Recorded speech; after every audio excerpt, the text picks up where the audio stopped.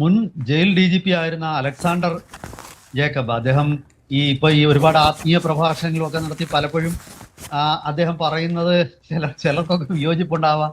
ഈ പലപ്പോഴും ഈ അത്ഭുതങ്ങളുടെയൊക്കെ പുറകെ പോയിട്ട് അങ്ങനെയൊക്കെയുള്ള ഒരുപാട് കാര്യങ്ങൾ പറയുമ്പോൾ പുള്ളിയെ ഒരുപാട് പേര് പുച്ഛിക്കുന്നത് ഞാൻ കണ്ടിട്ടുണ്ട്.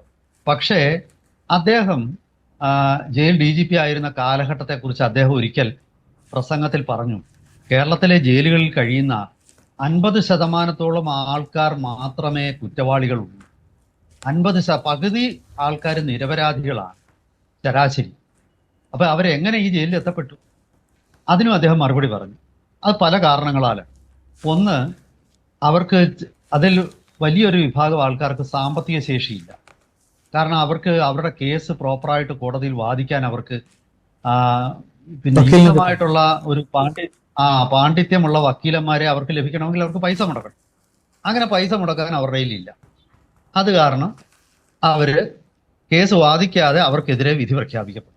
വേണ്ട രീതിയിൽ അവരുടെ ഭാഗത്ത് ന്യായീകരിക്കാൻ അവർക്ക് പറ്റുന്നില്ല. മറ്റു ചിലർക്ക് ഉന്നതങ്ങളിൽ നിന്നുള്ള ഇടപെടൽ മൂലം അന്വേഷണത്തെ സ്വാധീനിച്ചും അങ്ങനൊക്കെ ചില നിരപരാധികൾ അപരാധികളാക്കിപ്പെട്ട് ജയിലിൽ ചെന്ന് അവരവസാനിക്കും.